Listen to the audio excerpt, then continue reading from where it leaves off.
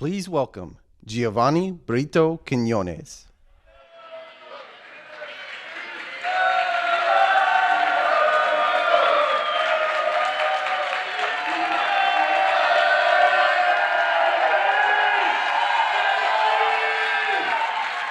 It's a blessing to be here. Hey, how y'all doing? Good afternoon. My name is Giovanni Brito Quiñones. I'm a proud fourth-year drywall finishing apprentice of the IUPAT District Council 21. I was born in Puerto Rico, raised by a single mother of 5 kids, and we moved to Philadelphia in 2010 when I was 12 years old. We wanted a better life and better opportunities, and I found those opportunities as a part of the labor movement. I graduated from high school in 2015, and by the age of 19, I started work in non-union construction. I then joined the IUPAT in 2020, and it changed my life for the better. Being part of the union provides me and my coworkers with a level of safety, security, consistent work hours, and opportunity to learn from more experienced members and support on the job. Because of my union membership, I am the first member of my family to own a home.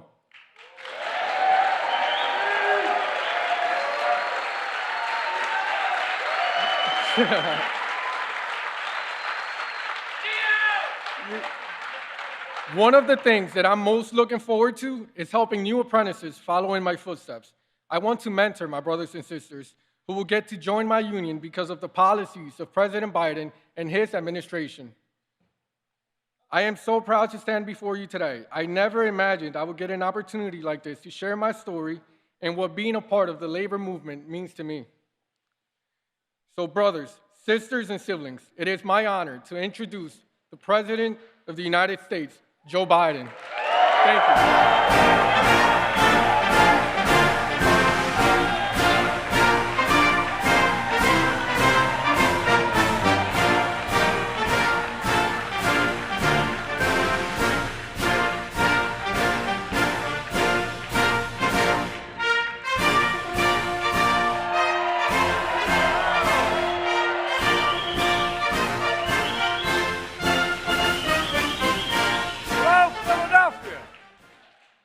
Before I get going, hey everybody, how are you? Moms demand action. We're going to get action. Hey, you know what? His mom's watching, Tina. Tina, I don't know, I wish you were here. I could meet you, but they say and they speak with a little bit of an accent in southern Delaware, talk at you like this, you know what I mean? You look at that fella and you say, you done good with that boy. Congratulations, Mom. Congratulations. Thank you, man. Please have a seat. Well, I don't know whether you know this or not, because of the previous president, Jimmy Wilson. Williams, the only reason I'm standing here is you guys, not a joke, when I was running with Barack, things were slowing up a little bit, and I asked for help. You guys got in a bus, and you're the reason why I'm standing here. I was vice president then, and I'm president because of you guys. That's you guys.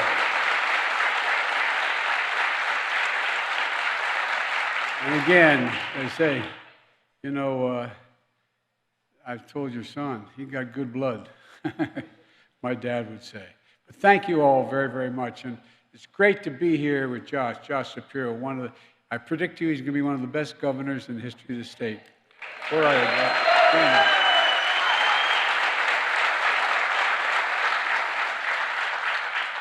That's in large part because he married up.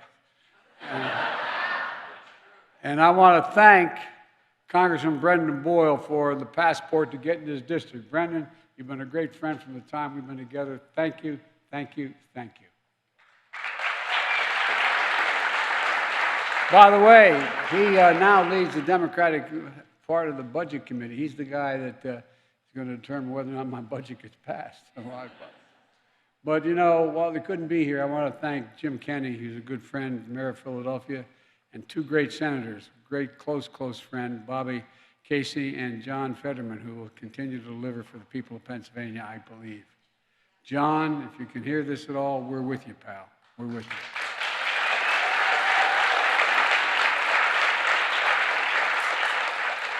Everybody asks why I ever moved from Scranton.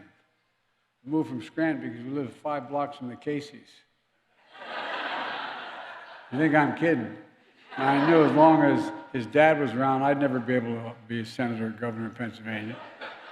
And then along comes Bobby. Anyway, great, great family and great friends.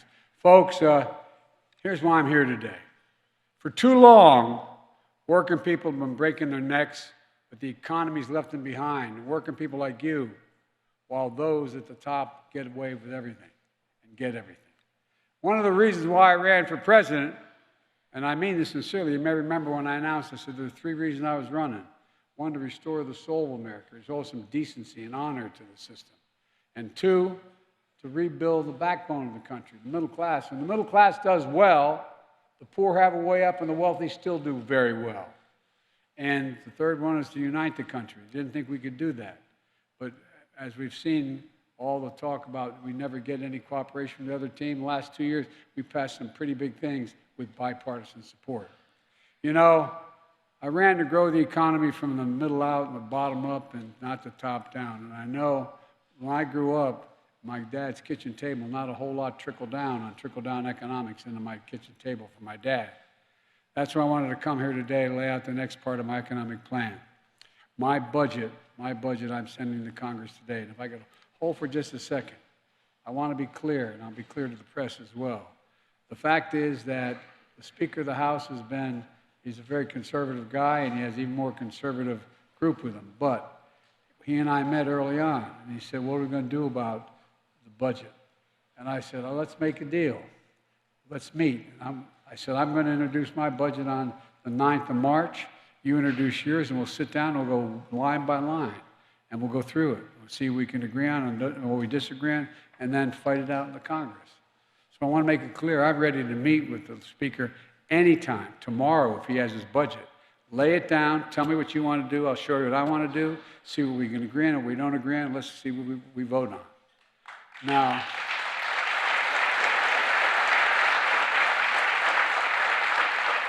I'm not going to lay out the entire budget. That would take the rest of the day. But no, it's a detailed budget. But I want to give you the contours of what we're for and how it's in stark contrast for what appears to be what the other team is for. My dad had an expression. Someone would come up to my dad and say, let me tell you what I value, Joe. And my dad would say, no. Show me your budget. I'll tell you what you value. No, I'm serious. My expression my dad would use, show me your budget, I will tell you what you value. Well, folks, let me tell you what I value with the budget I'm releasing today. I value everyone having an even shot, not just labor, but small business owners, farmers, and so many other people who hold the country together who have been basically invisible for a long time. So at the end of the month, after working like the devil, they just have a little bit more breathing room, as my dad would say. After you pay all your bills, you're sitting at that kitchen table writing out the last bill, do you have just a little bit of breathing room left? So my budget reflects what we can do to lift the burden on hardworking Americans. And there's more than one way to do that. And that's would bring us down to everyday cost. How much do things cost? It's not just whether inflation. We brought down inflation 7 months in a row. We're going to whip it. But in the meantime, there's other ways to take what is inflation in your budget. I just met, I won't embarrass them by pointing out, I don't have permission, but I just met a woman who has health care costs that are $600,000 a year, $7,000 a month. Well, guess what? How can you possibly deal with that? Well, we just dealt with it, by the way. We just dealt with it. For example, prescription drugs. We pay more for prescription drugs in America than any other advanced nation on earth. Let me say that again. In the United States of America, for whatever prescription drug you're buying, you're paying more than any other nation on earth as an advanced nation. We're finally beginning to change that. I've been fighting that for over 30 years. Because of a law that I worked on and for decades and that I just signed last year, we took Big Pharma on. And we won. For the first time, we won.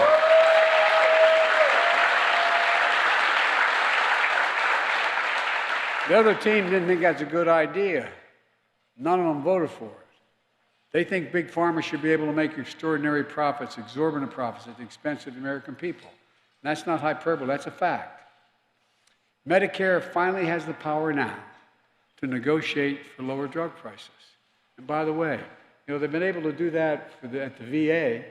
At the VA, they're able to say, we're only going to pay X amount of dollars for this particular drug that, in fact, the veterans need. The only place that was exempt was Medicare. They couldn't do it for Medicare, but now they can. And it's going to lower prices for seniors. But here's the deal. Not only, for example, the woman I just mentioned, by the beginning of 2025, she'll not have to pay more than $2,000 a year total amount for drugs. $2,000. Folks, it's not just going to save people's lives and save people money so they don't have to go bankrupt to try to stay alive. It's going to save the government. It's going to reduce the deficit this year, $160 billion. These guys keep saying, how are you going to cut the deficit? Well, guess what? If your tax dollars don't have to go up paying all that exorbitant price for Medicare to drug companies, and it's rational, it's going to save $160 billion in tax dollars.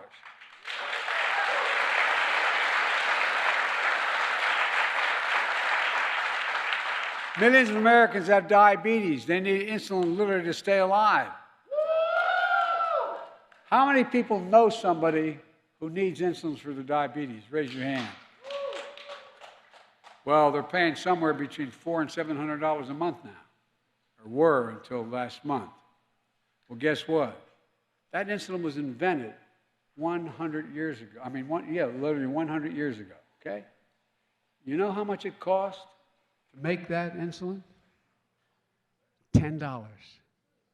You know how much it costs to make it and package it? $13.50. And charging the kind of money they charge? Well, guess what? Guess what? Now we've lowered the cost of the insulin to maximum $35 a month.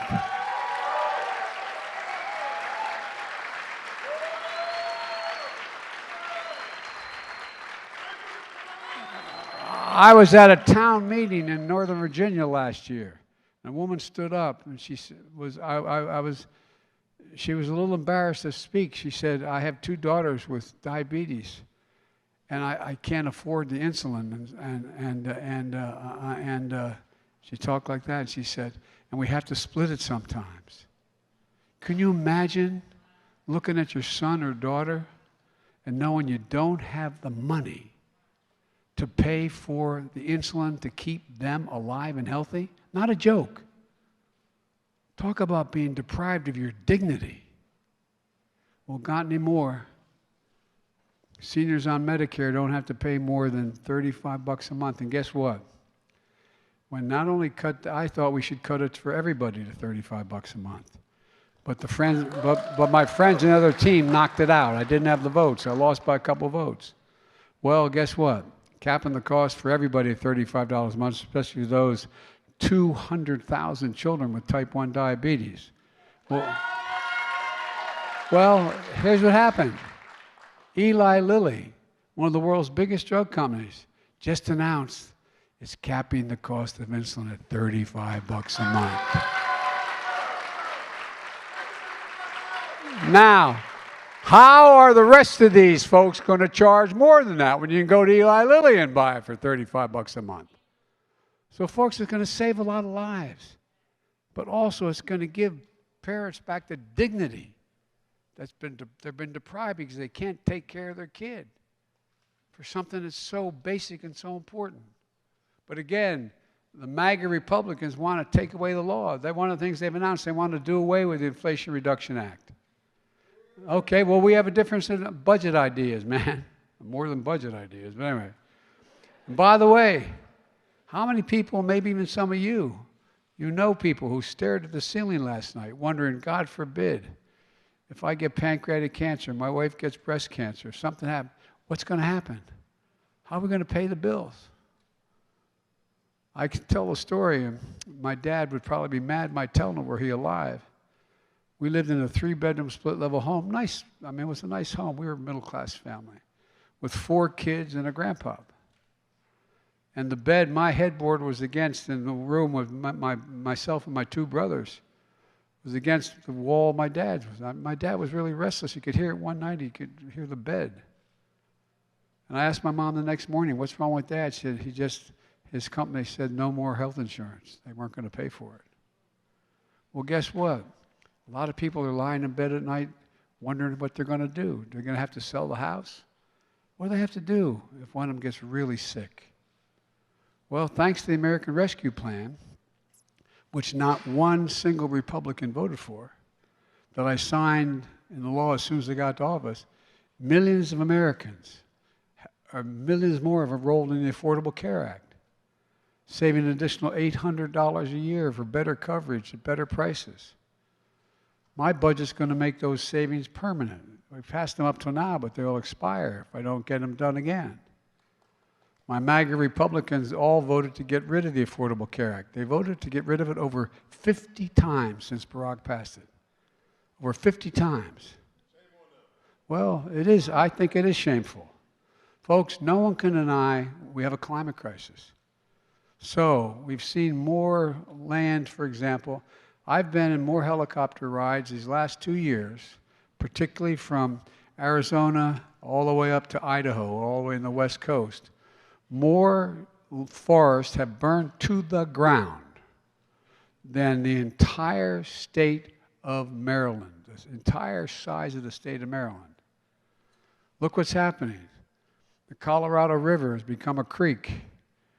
You have all these environmental problems that are so profound, they're hard to deny. And people are seeing them now, along with extreme superstorms and droughts.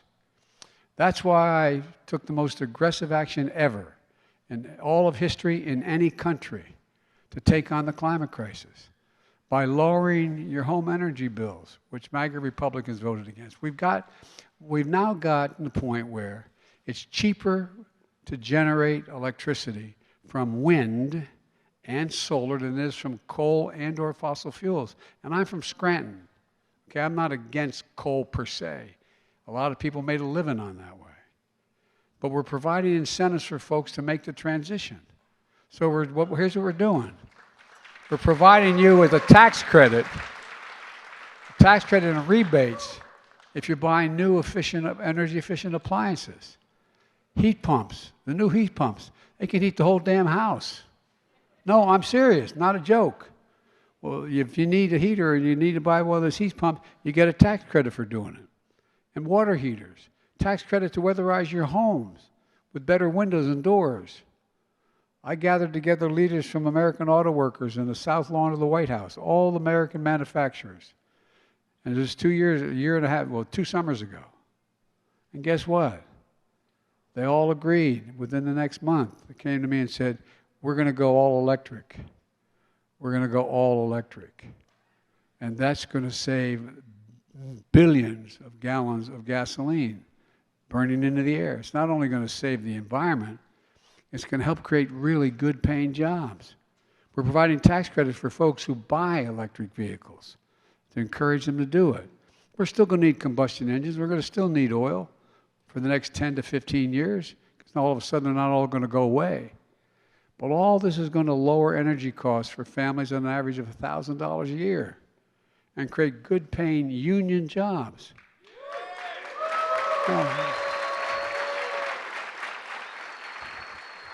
Jimmy, I told you I was going to be the most pro-union president in history. I've kept my promise. I've kept my promise. And by the way, when we're talking about the creating jobs, my buddies at the IBEW were the strongest support I had this year. Well, guess what? They're going to install 500,000 charging stations all across America. And by the way, The things I'm proposing not only lift the burden off of families in America, it's also going to generate economic growth. And that's not all. To support working parents, my budget expands access to affordable child care for millions of families. And it's going to invest in paid family and medical leave, which all of you fought like hell for, so that the U.S. is no longer the only major economy in the world that doesn't have paid leave. Folks, my budget also invests in elder care and home care.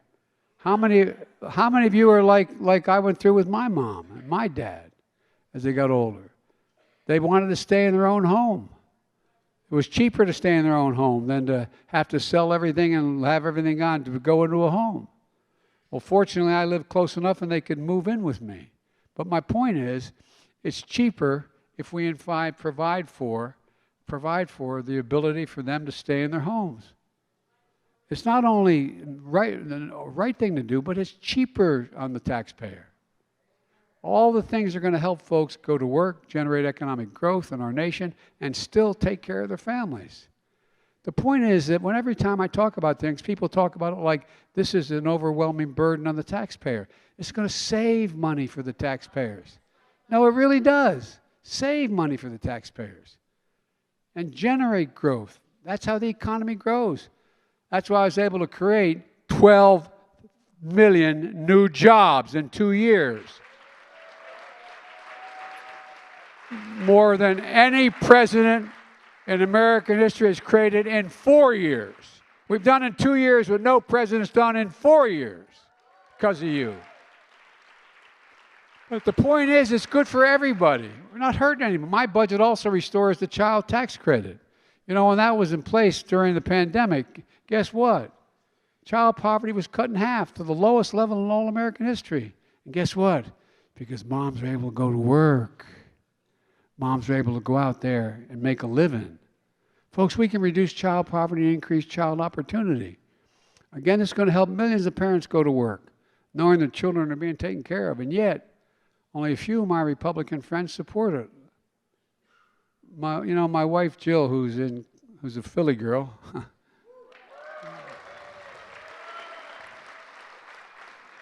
If I didn't root like hell for every Philadelphia team, I'd be sleeping alone.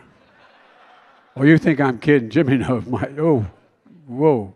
Anyway, she's in class today teaching. She has an expression she uses for real. He said, any country that out-educates us will out-compete us. Let me say it again. Any country that out-educates us will out-compete us. For decades, we were the only country in the world. We led the world economically. We were the only economy in the world that was moving that fast because we had the best educated public in the world. We started before any other country. Other had higher education, was more sophisticated, and a lot of private institutions. But everybody in America at the turn of the 20th century said that we could go to school for free for 12 years. It was a game changer. It was a game changer. But the rest of the world has caught up. We all know 12 years is not enough to succeed in the second quarter of the 21st century. Seriously, 12 years is not enough. If we want America to have the best educated workforce, we need to invest in preschool. I'm not talking about daycare. I'm talking about school. All the studies have recently shown this is real. Think about it now. That you've heard all these stories that if you come from a broken home or where mom or dad has a drug addiction or there's a real problem or books in the house, etc. By the time a kid gets to first grade, they will have heard 1 million fewer words spoken. Not different words, just spoken. They're not included. Well, guess what? Studies that children go to preschool who go 3, 4, 5, 6 years, 3, 4, 5 years old, go to school, not daycare, they increase by nearly 50% the likelihood that they'll finish high school and go on to earn a 2 or 4 year degree no matter what their background is. Because guess what? Their brain's still developing. They're still developing. They're exposed to the same thing other kids are exposed to. They grow. We also know that many families struggle to afford college for their children. That's why we had these things called, and some of you may have used them, Pell Grants, For families earning less than $60,000 a year, they can get a Pell Grant to go to college, to help them pay for college. Well, the last 2 years, we've increased Pell Grants by $900, and my budget increases by another $820. It used to be if you went to the University of Penn State or the University of Delaware where I went, state schools, the state paid a significant portion of the tuition. They're not anymore. They're not paying anymore. They're paying some, but not much, because they've cut paying for it. Well, guess what? Try paying for college, even at a state institution where you can commute. It's expensive as hell, especially if you're a couple kids in a family making less than 60 grand a year. So it matters a lot. It matters a lot. The more we educate people, the better chance they have. Doesn't mean everybody that's educated is going to succeed, but it's a significantly better opportunity. And the world's getting a hell of a lot more complicated. So I've increased my budget. We increase it now, as I said, we're paying another $820 to help people from families with low incomes. Let's connect students' careers and opportunities starting in high school. We should provide for 2 years of community college. By the way, in school, when you're a sophomore, junior in high school, you should be able to take credits that allow you to qualify for college credit at a state university or at a community college. People are beginning to do that around the country. Some of the best training in America occurs there. Let's offer every American a path to a good career, whether they go to college or not. Like the path you started here, the first apprenticeship program in the nation in which students can graduate as a full-time journeyman with an associate's degree here.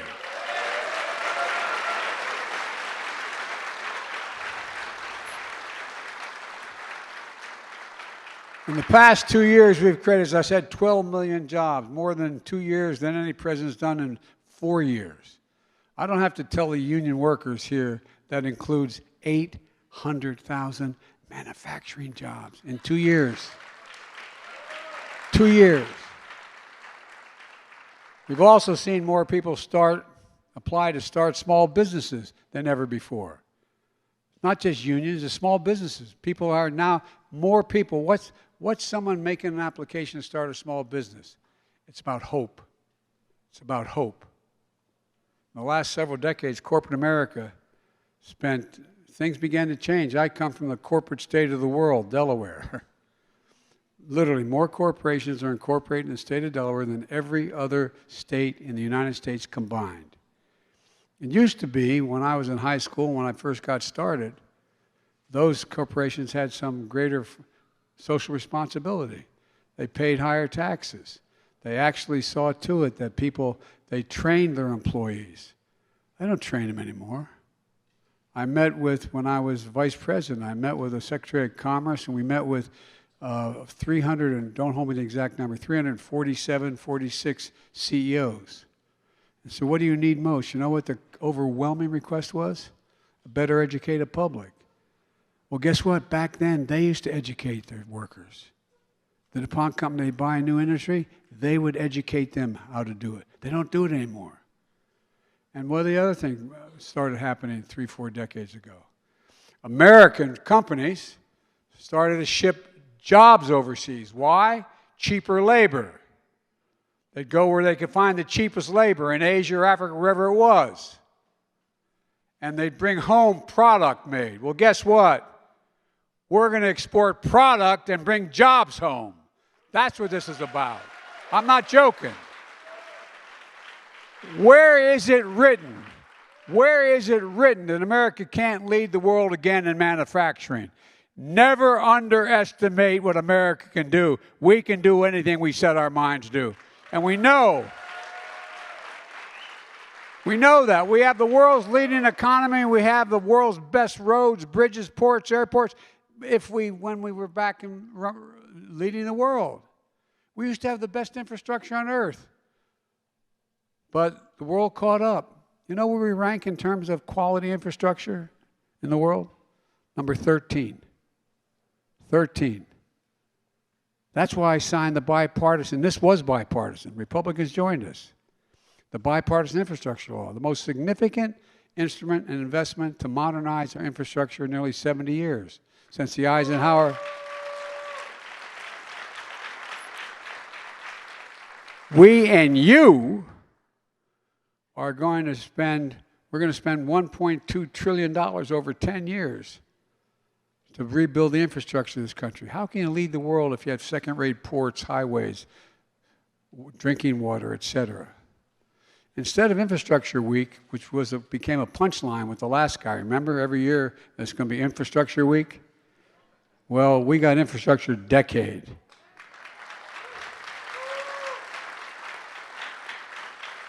And a modern infrastructure will not only make us more economically competitive, it's going to create more benefits, save money for the country and families. We're going to replace every lead pipe in the United States of America so children can drink water, 400,000 schools, 6 million. We're going to make sure that they're not drinking poison, for real. Every American. That's going to create thousands and thousands of jobs. We're delivering high-speed internet to every home in America, so no parent has to drive up to the McDonald's parking lot to help do the homework with their kid because they can't get on the internet. Every single person is going to be able to do that. But here's the deal. I've been criticized for this next piece. I probably could criticize for a lot before that too, but for this next piece. The deal is, when we do these projects, we're going to buy American. And here's the deal.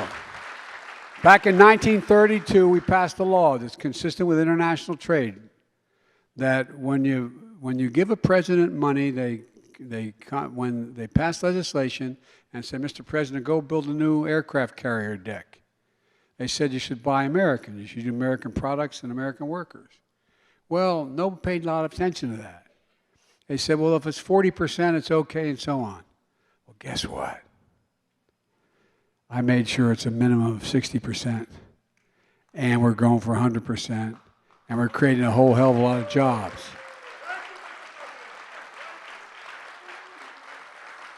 And it's not to hurt any other country. It's not. But think about it. You know, I wonder how many people talked about, quote, the supply chain before the pandemic. Everybody knows what the supply chain is now. Well, guess what? The reason why we stopped making cars for a while, they became so expensive, we lost the supply chain for computer chips. Because we didn't make it. We invented them in America. We miniaturized them. We made them better. And guess what? They went all overseas. In Southeast Asia, other places. So when the pandemic hit them and they had to close down, we had no access to computer chips. You can't make an American automobile without those chips. You can't make a refrigerator without those chips. You can't make a cell phone without those chips, and so on. So, and I've spoken with my European friends, the heads of state, to make it clear to them, we're not trying to deny them anything. But here's what we're going to do. We're going to be at the beginning of the supply chain, not the end of the supply chain. So, folks, all the construction materials used in federal infrastructure projects can be made in America. Lumber, gas, drywall, glass, fiber optic cables.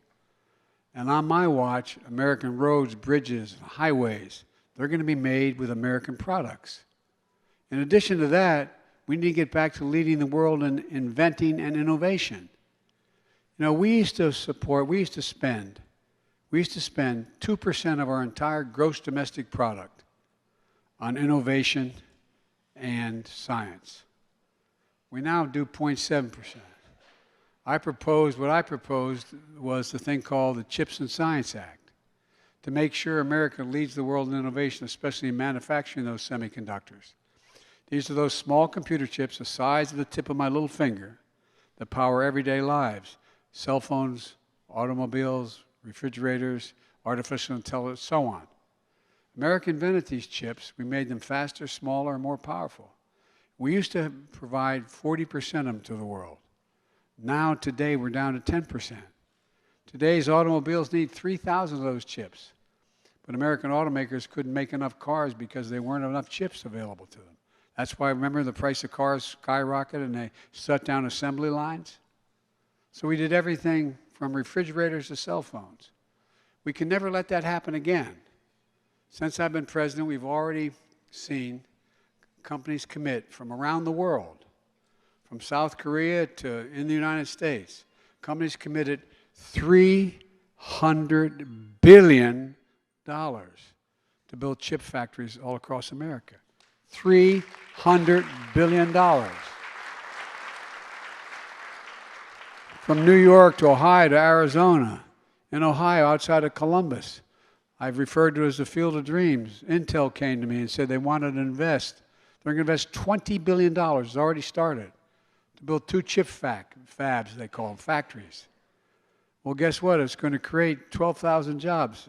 Excuse me, yeah, I think it's 12,000 jobs. 7,000 of them are going to be construction jobs.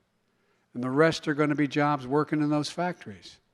You know what's going to happen to those working in those factories? You don't need a college degree to work in those factories. The average salary is going to be $130,000 a year. So folks, but my budget's about more than chips. It's about science as well.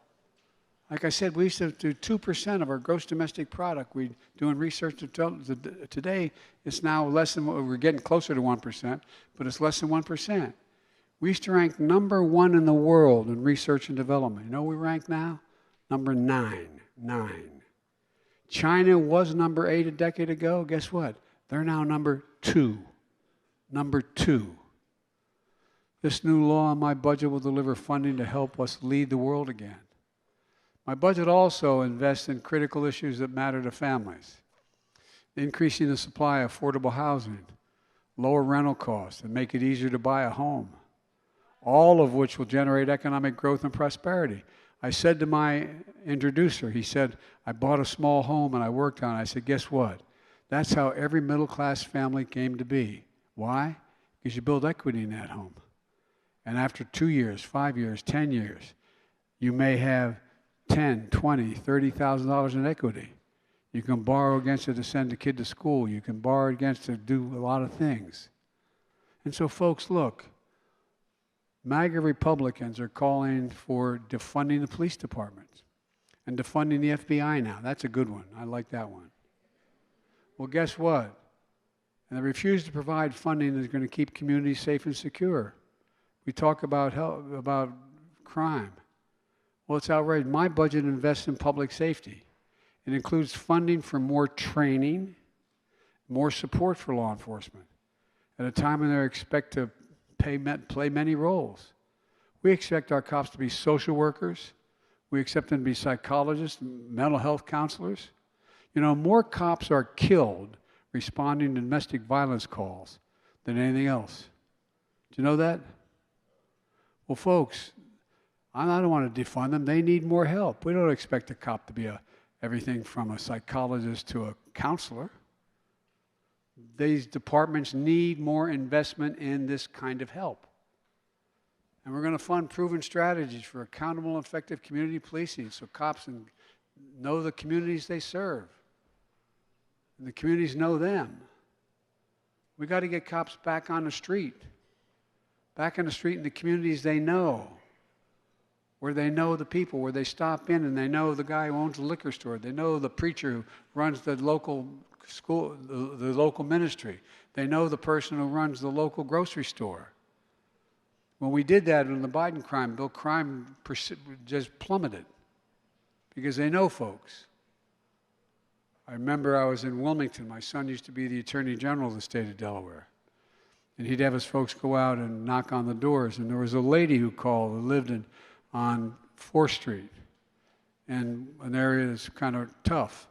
She had rented one of these old Victorian homes, you know, the kind that have a outcropping on the corner of the, and she could hear the gangs below getting ready to do what they're going to do. But she's scared to death to call anybody because she knows if they found out it was her, they'd be back. So my son made sure the cops gave their phone numbers to the people in the neighborhood with a commitment they'd never say where they got the information. And guess what? Violent crime dropped because she could pick up the phone and call and say, they're outside. I can hear them. They're talking about this we're going to do. Cops need help. There's some bad cops, by the way. What we did, my Justice Department just did in Louisville, Kentucky, was long overdue to put those suckers in jail. And by the way, how many cops you know like bad cops? I don't know many. Not a joke. We're going to provide 100,000 more community policing officers nationwide and invest in tens of thousands of more school nurses and school counselors and mental health help.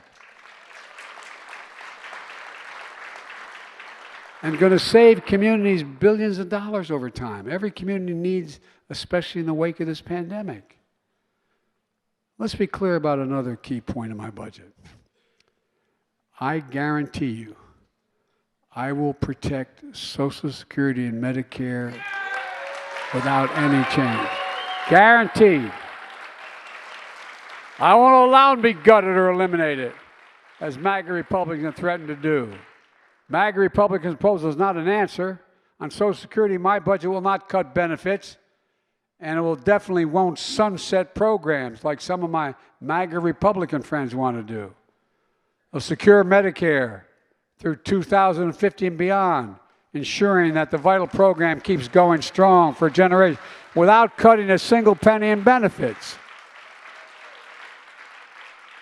And by the way, did you all happen to see any of the State of the Union address? Well, yeah, when those folks stand up there, liar, liar, Biden's a liar. That gentle lady from the state of Georgia, mountains there. Well, no, I didn't say it for that reason, but here's the deal. They said lie. I said, well, let me ask you, how many of you out there commit you won't cut Medicare or Social Security? And they all stood up and raised their hand and said, we won't do it. Well, guess what? They're all on camera. I'm counting on them keeping their word. But just in case they don't, I'm around. Anyway, now my budget's going to give working people a fighting chance. It's going to create good-paying jobs. And we can pay for these jobs by reducing the deficit two ways. Like, for example, cutting $160 billion in Medicare expenses is one. But we also have to ask the wealthiest and biggest corporations to begin to pay their fair share. And cutting subsidies for special interests. And by the way, in my first 2 years in office, I brought down the deficit a record $1.7 trillion, more than any president has in American history, while doing all the rest of this stuff. Down. And the budget I'm introducing today is going to reduce the deficit by nearly $10 billion or $3 billion, over trillion dollars over 10 years. Another big disagreement with my MAGA Republicans, and by the way, this ain't your father's Republican Party. There's a lot of really good Republicans. There really are. But they're afraid to step out of line because they'll get primaried and they'll lose elections. MAGA Republicans, you know, they don't want things that particularly are going to help working families like healthcare, education, public safety, which are going to raise costs on folks. Look, MAGA Republicans also refuse to raise a single penny in new taxes on the wealthiest people. So now let me ask you, I mean this sincerely, you don't have to if you feel self-conscious about it, but raise your hand. Anybody who thinks our present federal tax system is fair, raise your hand. No, I'm not joking. People making $400,000 a year don't think it's fair. You know, we found that in the year 2020 when I got elected, 55 major corporations of the Fortune 500 companies paid zero in federal income tax on $40 billion in profit. So I insisted on a horrible thing to burden on them. I introduced legislation making sure that they had to pay a minimum of 15%. 15% to corporations. Just 15%. That's less than any of you pay. Well, guess what? We did those things to grow the economy, create jobs, and give working class folks a fighting chance. That paid for everything and still allowed me to reduce the deficit. Just begin to pay your fair share. That's why I'm fighting for another proposal. When I got elected, there were roughly, don't hold me to the exact number because it varies, around 650 billionaires in America. Now there's over 1,000. You know what the average tax they pay, federal tax? 3%. THREE, 3%. No billionaire should be paying a lower tax than somebody working as a school teacher or a firefighter or any of you in this room. So my plan is to make sure the corporations begin to pay their fair share. It used to be 35%. We cut it down to 21%. I think we should be paying 28%. There's going to be a real fight on that, but we should be paying more than 21%. Let me be clear, under my plan, and I made this commitment when I ran, and I haven't broken it yet, and I never will. No one making less than $400,000 will see a penny in federal taxes go up. Not a single penny. Now, why did I do it $400,000? Because I doubt anybody here makes $400,000. I did it to make the case that I'm not going after anything remotely, any but ordinary folks, because they're paying their share. We're also going to save billions of dollars on going after criminals who commit fraud. You know, a lot of people are saying to me that they don't like the idea I'm prepared to forgive up to $20,000 if you got a Pell Grant, or $10,000 for anybody who has a student loan during the recession. Well, guess what? We paid the so-called PPP program. We paid significant, I think it's $900 billion. I think, don't hold me that number, but it's well over 9 for anybody who had tough time with their business during the pandemic. So they could pay employees, they could do but guess what? You may remember, I was running for office at the time, but you all may remember it, that I had a big fight with the former president and maybe future president. Bless me, Father. Anyway, no, all kidding aside. And here's the deal. What happened was, the folks are really going after me for trying to, and by the way, 90% of all the debt forgiveness for student loans will go to, under my plan, 90% will go to families making under $75,000 a year, okay? 90%. But here's the deal. The PPP program forgave a lot more, and I'm not suggesting it shouldn't, but the big fight you may remember going on was, what happened was, our good friend, the former president, decided all the inspectors general, the guys who watch everything. I did a major program under Barack Obama. He asked me to dealing with the deficit reduction plan that went on, and guess what? I had all these inspectors checking every decision I made to make sure they were legit. He fired them all. I said, you shouldn't do that. Well, guess what? Now we're finding out there's billions of dollars stolen. So my Justice Department is now going after them. We're doubling down on prosecuting criminals who stole relief money meant to keep workers and small businesses afloat during the pandemic. And we're going to triple our anti-fraud strike force. Double the statute of limitations. We have more time to go after these guys. Crack down on identity fraud and criminal syndicates who stole billions of dollars from the American people. And the studies show for every dollar we put into fighting fraud, taxpayers get back $10. 10 times as much. And let's get something else straight. My budget cuts wasteful spending by getting rid of special tax breaks for big oil companies who made $200 billion in profit last year in the midst of a worldwide recession. $200 billion.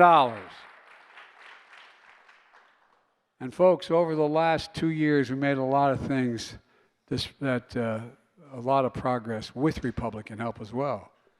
Sadly, from what I'm hearing, House Representatives these days, they're suggesting that cooperation may have come to an end.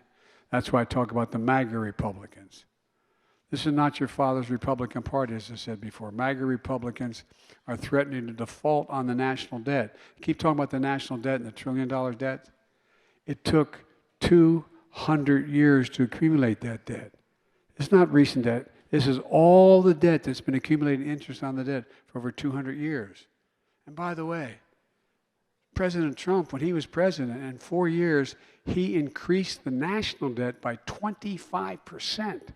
Just in 4 years. Remember that multi-billion-dollar tax break? Did you get any of it? Raise your hand if you got any of it. No, I'm serious. So, folks, 200 years to accumulate, and was added to that administration, 25% did it by themselves. I met with the new speaker, as I said, of the House on how we should proceed to settle our differences without jeopardizing the full faith and credit of the United States of America. We have never reneged on that debt. Now they're telling me if I don't do what they want, cut Social Security, whatever they propose, then they're going to renege on the debt. Every single major economic institution, conservative or liberal, says that will cause a massive recession, and put us in the hole for a long, long time. Well, folks, here's what I said. Instead of making threats about default, which would be catastrophic, let's take that off the table. Let's, as I said in the beginning, let's have a conversation about how to grow the economy, lower costs, and reduce the deficit. I just laid out the bulk of my budget. Republicans in Congress should do the same thing. Then we can sit down and see where we disagree.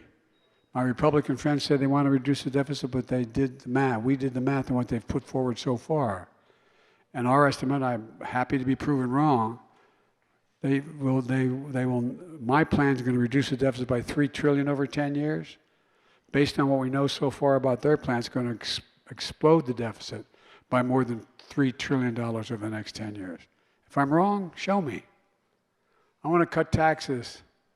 They want to cut tax for the wealthy and large corporations. Take away the power we just gave Medicare to negotiate lower drug prices. Look, and that would, as I said, would cut the deficit significantly, $160 billion, just by doing that. And if they say they want to cut the deficit, but their plans would explode the deficit, how are they going to make the math work? What are they going to cut? As I said at the State of the Union, you may have seen the back and forth of the MAGA Republicans and me. Through their shouting and unruliness, they seem to say they're not going to cut Social Security and Medicare. Well, like I said, well, what about Medicaid? What about the Affordable Care Act? What about veterans' benefits? What about law enforcement? What about aid to rural communities? What about support for our military? What will they make, how will they make these numbers add up? Well, here's the deal. If MAGA Republicans in Congress try to repeal the Affordable Care Act, Social Security, Medicare, Medicaid, I'm not going to let them. Folks, we haven't even talked about my budget for national security or intelligence and foreign policy communities. My budget makes robust investments in our military and defense. Let's see what the MAGA Republicans propose. And let's be clear where I stand. I'll not allow the cuts, the needs of the intelligence community or our military that help keep us safe. We're the greatest fighting force in the history of the world. And I'll not let the Republicans diminish our capacity to cut the benefits to our servicemen or veterans and their families. So, I'm going on too long and I apologize. Let me say this one more time. If MAGA Republicans are using the threat of default for the first time in history, they're risking America's health and security. It's dangerous. So let me close with this.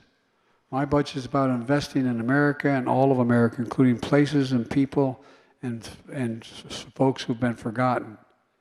Amid the economic upheaval of the past 4 decades, too many people have been left behind or treated like they're invisible. Not anymore. I promise you, I see you. We've got work to do, but we made a lot of progress in the first 2 years. And families across the country are starting to breathe a little easier, but we got further to go. And I can honestly say, I have never been more optimistic about America's future than I am today. I mean that sincerely. As you can tell, I've only been around a few years, like 400. Folks, let me conclude by saying, we just have to remember who we are. We're the United States of America. There's nothing beyond our capacity. I mean it. Nothing beyond our capacity if we do it together. So God bless you all, and may God protect our troops. Thank you, thank you, thank you.